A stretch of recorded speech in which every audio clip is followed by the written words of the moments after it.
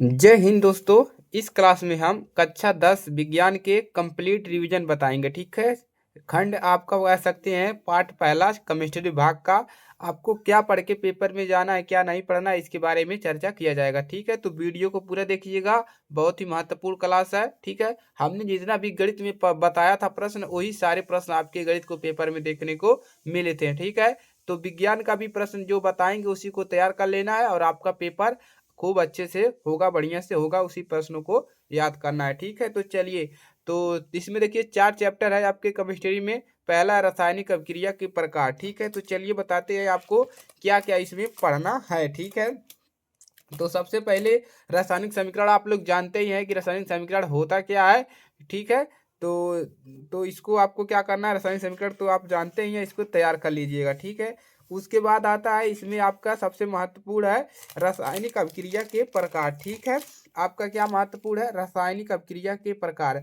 और ये आपसे पूछता है 4-4 नंबर का। ठीक है, कि रासायनिक अभिक्रिया के प्रकार बताइए और एक एक उदाहरण दीजिए। ठीक है, तो संयोजन अभिक्रिया होता है, वियोजन अभिक्रिया, द्विविस्थापन अभिक्रिया, प्रतिस्थापन विक्रिया। और तीनों अलग भी पूछ सकता है। मान लीजिए संयोजन अभिक्रिया पर पूछ लिया 2 नंबर में, इसका उदाहरण और इस पर परिभाषा। ठीक है, तो आपको क्या करना है, इसको तैयार कर लेना है। ठीक है, और एक एक नंबर का क्वेश्चन देखिए है, वायु में जलाने से मैग्नीशियम रिबन को साफ क्यों किया जाता है। ठीक है, तो इस प्रश्न को भी आप लोग को लिखिए। ठीक है, अब देखिए रासायनिक समीकरण को संतुलित करने के लिए देगा। ठीक है, संतुलित करने के लिए देगा hydrogen plus chlorine, hydrogen chloride. ठीक है, ये बन दोनों मिलाकर ये बन रहा है, इसको कहेगा संतुलित कीजिए। ठीक है, तो इसका प्रतीक लिखकर इसको संतुलित करिए। तो इसको संतुलित करने आपको आना चाहिए। ठीक है, तो आपका ये 2 क्वेश्चन आपको तैयार कर लेना है, रासायनिक अभिक्रिया के प्रकार। और ठीक है, कोई समस्या नहीं होगा। आगे बढ़ते हैं। रासायनिक अभिक्रिया का प्रकार हो गया, इसके बाद विस्थापन अभिक्रिया है। ठीक है, अब इसमें एक आता है, एक नंबर में पूछता है अपचयन उपचयन। ठीक है, अपचयन उपचयन अभिक्रिया क्या होती है। तो अपचयन उपचयन अभिक्रिया क्या करेंगे, एक नंबर का भी पूछ लेगा कि अपचयन कब हो रहा है और उपचयन कब हो रहा है। ठीक है, तो देखिए क्या होता है, यदि कोई देखिए यहाँ पर इसका परिभाषा क्या है, देखते हैं। देखिए जब भी किसी पदार्थ में ऑक्सीजन किसी पदार्थ में अगर ऑक्सीजन की वृद्धि हो रही है तो हम कहेंगे उसका उपचयन हो रहा है। और अगर ऑक्सीजन का ह्रास हो रहा है, ऑक्सीजन की कमी हो रहा है, तो कहेंगे उसका उपचयन हो रहा है। ठीक है, तो अपचयन उपचयन आपको तैयार करके जाना है। और सबसे महत्वपूर्ण टॉपिक ये है, आपका पूछता है संक्षारण। जी हाँ, जंग वाला। ठीक है, संक्षारण क्या होता है, इससे सुरक्षा कैसे किया जाता है, और विकृत गंधिता। ठीक है, तो ये 2 प्रश्न आपके पहले चैप्टर में 2-3 प्रश्न है, इस पर आपको ध्यान देना है। रासायनिक अभिक्रिया के प्रकार, अपचयन उपचयन, विकृत गंधिता और संक्षारण। और एक प्रश्न इसको भी तैयार कर लेना है, जब लोहे के कील को कॉपर सल्फेट के विलयन में डुबोया जाता है तो विलयन का रंग बदल के हो जाता है। ठीक है, देखिए यहाँ पर दिया ना एक एक नंबर वाला क्वेश्चन, आपसे इस प्रकार से देगा और पूछेगा कि उपचयित एवं अपचयित पदार्थों को पहचानिए, कौन उपचयित हो रहा है, किसका अपचयन हो रहा है, किसका उपचयन। तो अगर ऑक्सीजन की वृद्धि हो रही है तो क्या होगा, उपचयन होगा। और ऑक्सीजन की कमी हो रही है तो हो गया उसका अपचयन। देखिए यहाँ से ऑक्सीजन इसमें से जाकर इसमें जा रहा है, तो यहाँ पर क्या हो रहा है, यहाँ पर अपचयन हो रहा है। और इसमें देखिए ऑक्सीजन की इसमें वृद्धि हो रही है तो यहाँ पर उपचयन हो रहा है। ठीक है, तो इसी प्रकार से आपको तैयार करके जाना है। इसके बाद बात करते हैं अभ्यास प्रश्न का। तो यहाँ पर वही सारा है कि रासायनिक समीकरण को संतुलित करना है।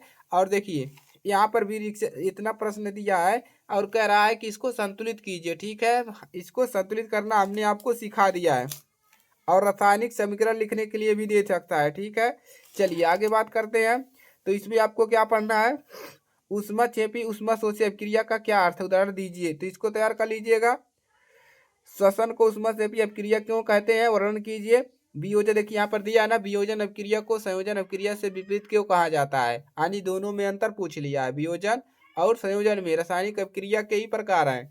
तो क्या करेंगे, आपको वो महत्वपूर्ण प्रश्न है, तो इसको आपको तैयार करना है। ठीक है, और जैसा कि आप देख सकते हैं, संक्षारण हो गया, विकृत घनता हमने बताया, लोहे की वस्तुओं को हम पेंट क्यों करते हैं, इसको भी आप लोग लिख लेंगे। ठीक है, और देखिए इस पर टिप्पणी लिखने के दिए देगा। उपचयन अभिक्रिया और अपचयन अभिक्रिया क्या होता है, देखिए यहाँ पर दिया है प्रतिविस्थापन एवं द्विस्थापन अभिक्रिया का अंतर लिखिए। ठीक है, तो इसको आपको क्या करना है, तैयार करना है। अब बात करते हैं चैप्टर नंबर 2 में अम्ल, क्षारक एवं लवण। तो इसमें सबसे मोस्ट इंपॉर्टेंट है आपका अम्ल, क्षारक, लवण का। ऐसे पूछेगा अम्ल, क्षारक, लवण का परिभाषा देते हुए, परिभाषा तथा उदाहरण देते हुए एक एक उदाहरण भी लिखिए। 6 नंबर में पूछता है अम्ल, क्षार, लवण का परिभाषा उदाहरण सहित दीजिए। तीनों का परिभाषा एक साथ अगर पूछेगा तो 6 नंबर में पूछ सकता है, ठीक है। तो आपको अम्ल का और क्षारक का और लवण का तीनों का क्या करना है, परिभाषा आपको याद कर लेना है, ठीक है। चलिए आगे बढ़ते हैं। तो इसमें आप क्या करेंगे, अब यहाँ पर दिया है पीतल एवं तांबे के बर्तन में दही एवं खट्टे पदार्थ को क्यों नहीं रखने चाहिए, ठीक है। तो ये बॉक्स वाले प्रश्न आपको एक बार देख लेना है, ठीक है। चलिए अम्ल, क्षार, लवण का परिभाषा आप लोग तैयार कर लीजिएगा। चलिए बात करते हैं इसके बाद क्या आपको तैयार करना है। चलिए इसमें से आप तैयार करेंगे, ठीक है। ये वाला प्रश्न पहला वाला, HCl HNO3 यदि जलीय विलयन में अम्लीय अभिलक्षण, थोड़ा सा जूम करते हैं, देखिए अम्लीय, ठीक है, अम्लीय अभिलक्षण को प्रदर्शित करते हैं, जबकि एल्कोहल एवं ग्लूकोज जैसे यौगिकों के विलयन में अम्लीयता के अभिलक्षण नहीं प्रदर्शित होते हैं। तो इस प्रश्न को तैयार कर लीजिएगा। अम्ल का जलीय विलयन क्यों विद्युत का चलन करता है, इसको तैयार करिएगा। इन सभी बॉक्स वाले प्रश्नों को तैयार कर लीजिएगा। और इस प्रश्न इंपॉर्टेंट है, इसको भी तैयार कर लीजिएगा। जब सोडियम हाइड्रोक्साइड विलयन में अधिवक्त क्षारक मिलाते हैं तो हाइड्रोक्साइड आयन OH- की सांद्रता कैसे प्रभावित होती है, ठीक है। तो ये सब हो गया। इसके बाद है आपका पीएच मान, ठीक है। पीएच मान पे एक एक नंबर का क्वेश्चन आपका बन जाता है कि अम्लीय विलयन क्या होता है, क्षारीय विलयन क्षारीय कब होगा, अम्लीय कब होगा। देखिए अगर 7 पे है तो 7 उदासीन होता है, 7 से कम है तो अम्लीय होगा, 7 से ज़्यादा है, किसी विलयन का मान 7 से ज़्यादा है तो क्षारीय होगा, ठीक है। और 7 से कम है तो अम्लीय होगा। 1 नंबर का प्रश्न आएगा, गलती नहीं करना है, ठीक है। चलिए इसके बाद आपको इसमें ज़्यादा कुछ नहीं देखना है, चलिए आगे बढ़ जाना है, ठीक है। तो इन बॉक्स वाले प्रश्न को, इसको आप लोग इन तीनों प्रश्नों को कर लीजिएगा, ठीक है। कोई किसान खेत की मृदा की किसी परिस्थिति में बिना बुझा हुआ चूना, कैल्शियम कैल्शियम ऑक्साइड, बुझा हुआ चूना, हाइड्रोक्साइड या चाक का उपयोग करेगा, क्यों करेगा, ठीक है। तो इसको याद कर लीजिएगा। और एक प्रश्न ये है, क्या क्षारीय विलयन में प्लस एक्वस आयन होते हैं, ठीक है। चलिए आगे बढ़ते हैं। इसमें और क्या पढ़ेंगे, सबसे महत्वपूर्ण प्रश्न आपका आ गया, ठीक है। चलिए तो यहाँ पर पढ़ेंगे विरंजक चूर्ण, 6 नंबर का क्वेश्चन है। तो इसको पढ़ेंगे, इसका बनाने की विधि, इसका उपयोग, इसका गुणधर्म सब हमने बता दिया है। और इसका फार्मूला आपको जरूर तैयार कर लेना है, ठीक है। उसके बाद है बेकिंग सोडा, मोस्ट ईस्ट यानी कि केमिस्ट्री खंड का सबसे महत्वपूर्ण प्रश्न आपका यही है, बेकिंग सोडा और विरंजक चूर्ण। और आपका क्या है, धोने का सोडा, ठीक है। तो इन सभी तीनों प्रश्नों को आपको पूरा तैयार होना चाहिए, ठीक है। चलिए इसके बाद है, इसके बाद आपका क्या है, प्लास्टर ऑफ पेरिस, ठीक है। क्या है देख लीजिए, प्लास्टर ऑफ पेरिस। तो इस प्रश्न को भी आपको तैयार करना है, कोई समस्या नहीं होनी चाहिए तैयार करने में, ठीक है। इसके बाद देखिए इन प्रश्नों को तैयार कीजिएगा। COO-Cl2 यौगिक का प्रचलित नाम क्या है, इस प्रश्न को महत्वपूर्ण प्रश्न है, तो इसको आप लोग को तैयार करना है, ठीक है। चलिए इसके बाद प्लास्टर ऑफ पेरिस की जल के साथ क्रिया के लिए समीकरण लिखिए, तो लिख ही लेंगे। सोडियम हाइड्रोजन कार्बोनेट के विलयन को गर्म करने पर क्या होगा, यदि इसका क्रिया के समीकरण लिखिए। कठोर जल को मृदु करने के लिए किस सोडियम यौगिक का उपयोग किया जाता है, ठीक है। इसके बाद अभ्यास प्रश्न आपका मिलेगा, ठीक है। इसमें क्या पढ़ना है, इसमें भी आपको ज़्यादा कुछ नहीं देखना है, सब वही सारा है, ठीक है। यहाँ पर आपको थोड़ा सा ध्यान दे देना है। ताजे दूध, ये सब तो आप कर लेंगे आराम से, ठीक है। एक ग्वाला ताजे दूध में थोड़ा बेकिंग सोडा मिलाता है, तो इन सभी को आपको देख लेना है एक बार।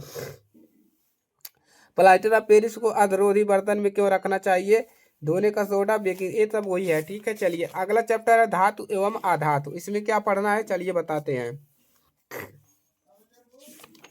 धातु अधातु आप जानते ही हैं, अघात वर्धता क्या होता है, तन्यता क्या होता है। तो इन सभी के बारे में आप धातु और अधातु के बारे में आप जान लीजिएगा। देखिए ऐसे धातु का उदाहरण दीजिए जो, ये सब तो आप अघात वर्धक तन्यवर्धक का अर्थ बताइए, इसको याद कर लीजिएगा।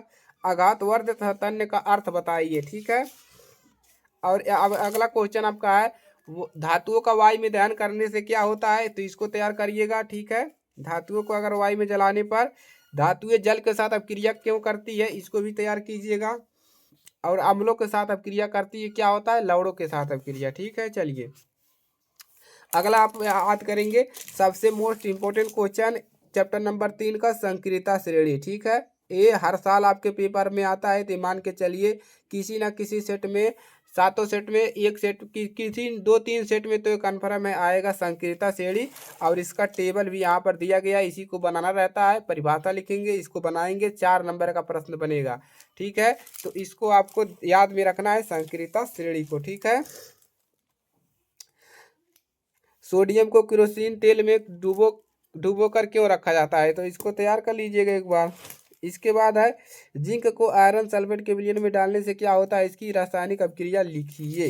ठीक है, चलिए अगला इसमें क्या याद करना है आपको, हाँ, तत्वों का इलेक्ट्रॉनिक विन्यास। ठीक है, तो आपको इलेक्ट्रॉनिक विन्यास करने के लिए 1 नंबर या 2 नंबर का प्रश्न देखने को मिल जाएगा। ठीक है, इलेक्ट्रॉनिक विन्यास करने के लिए आपको प्रश्न देखने को मिलेगा। तो आपको करना क्या है, आपको इलेक्ट्रॉनिक विन्यास सीख लेना है। परमाणुओं का क्रमांक, हाइड्रोजन, हीलियम, लिथियम, बोरान 1 2 जैसे परमाणु क्रमांक याद करना है। और देखिए पहले वाले कोर्स में 2 इलेक्ट्रॉन भराते हैं, दूसरे वाले में 8 भर सकते हैं, इसमें 16, इसमें मैक्सिमम 32। तो पहले 2 8 8 से स्टार्ट करेंगे, जब 8 से बेसी होगा तब अगले वाले कोर्स में जाएंगे। ठीक है, और ये भी पूछता है, जैसे पूछ लिया यहाँ पर सोडियम के पूछ लिया 1 नंबर में, सोडियम के अंतिम कोष में कितने इलेक्ट्रॉन होते हैं, तो देखिए सोडियम के अंतिम कोष में 1 इलेक्ट्रॉन है, तो ऑप्शन में 1 दिया रहेगा। ठीक है, तो इस प्रकार से भी प्रश्न बन जाता है।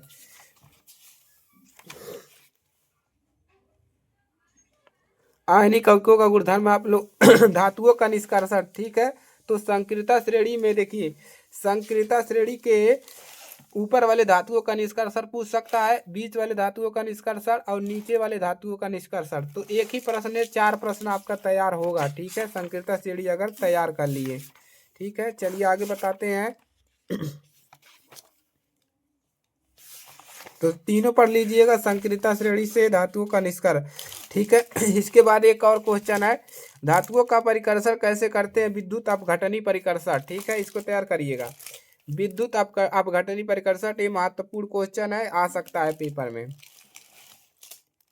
देखिए निम्नलिखित पदों को परिभाषित कीजिए, भी पूछ लेता है, खनिज, अयस्क, गैंग।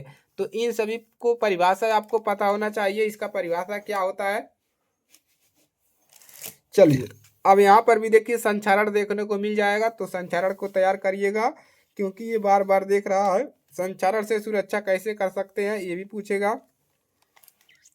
मिश्र धातु क्या होते हैं, छोटा छोटा परिभाषा है। कौन सी धातु आसानी से संचारित नहीं होती, जिंक, मैग्नीशियम, कॉपर एवं धातु निम्न धातुओं को साथ गर्म किया गया।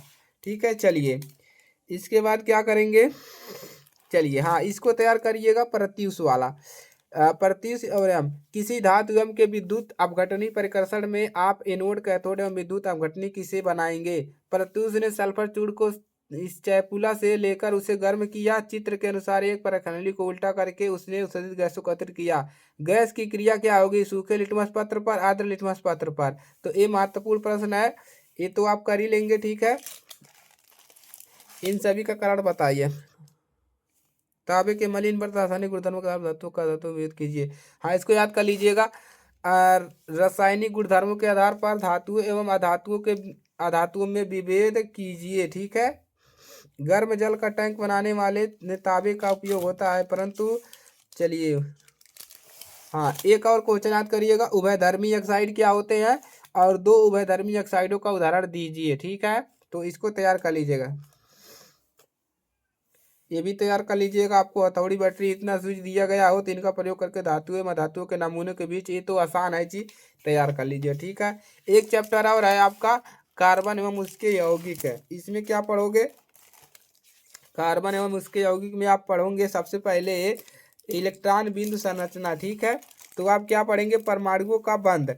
ठीक है, कैसे इसको दर्शाते हैं, तो आप सबसे पहले इसको पढ़ेंगे। और इसको कैसे कर सकते हैं, तो इसको अगर आपको टेबल याद है, ठीक है, यानी कि आपको परमाणु क्रमांक याद है, तभी आप क्या कर सकते हैं, इलेक्ट्रॉन बिंदु संरचना बना सकते हैं। जैसे ये प्रश्न पूछता है CO2 सूत्र वाले कार्बन डाइऑक्साइड की इलेक्ट्रॉनिक बीम संरचना क्या होगी?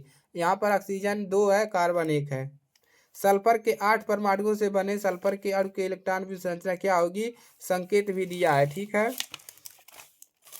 इसमें इसको पढ़ लीजिएगा, संतृप्त एवं असंतृप्त कार्बन यौगिक क्या होते हैं, ठीक है। चलिए, तो और आपको क्या करना है, तो इलेक्ट्रॉन बीम संरचना आप सीख ही लेंगे कैसे बनाना है, हमने ऑलरेडी वीडियो बना दिया है, आपको भेज देंगे, ठीक है। और इन सभी का सूत्र याद कर लीजिएगा। मेथेन का सूत्र 1 नंबर में पूछता है, एथेन का भी। मेथेन का होता है CH4, एथेन का C2H6, प्रोपेन का C3H8।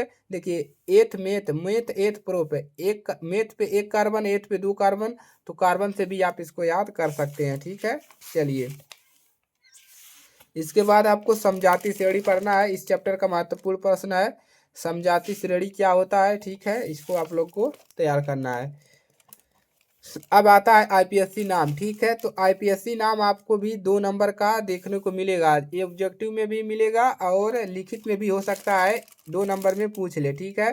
तो इसको आपको IPSC नाम सीख लेना है, कैसे आपको बनाना है, ठीक है। चलिए बताते हैं इसमें।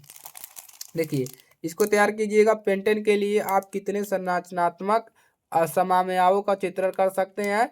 कार्बन के 2 गुणधर्म कौन से हैं जिनके कारण हमारे चारों ओर कार्बन यौगिक की विशाल संख्याएं दिखाई देती हैं, ठीक है।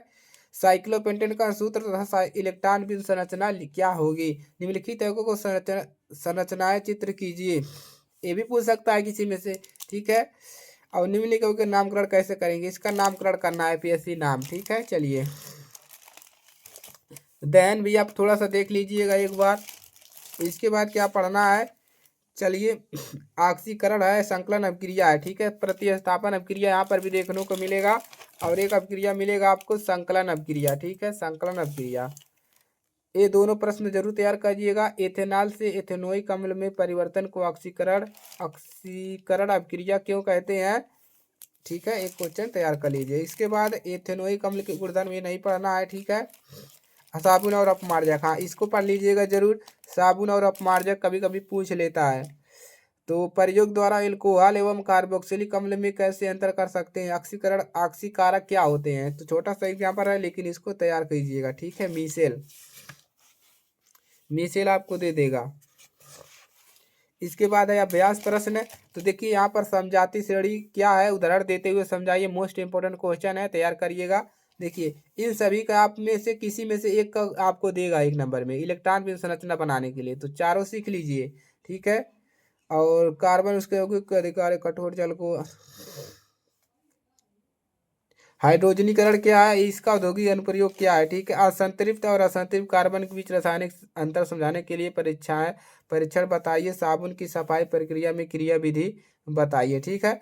तो ये है आपका जो है चारों चैप्टर का मॉडल, समझ सकते हैं एक प्रकार से। तो इन सभी प्रश्नों को अगर पढ़ के जाओगे तो आपका पेपर अच्छा होगा, कोई भी समस्या नहीं होगा, ठीक है। चैनल पर नए हैं, सब्सक्राइब करिएगा, दोस्तों के पास शेयर कर दीजिए, ताकि उनको भी पता चले क्या पढ़ना है विज्ञान के पेपर में, क्या नहीं। खंड जीव विज्ञान का और भौतिक विज्ञान का जल्द ही आ जाएगा, आपको प्रोवाइड दिया जाएगा, ताकि आपको याद करने में कोई समस्या ना हो, ठीक है। मिलते हैं नेक्स्ट क्लास में। जय हिंद, वंदे मातरम।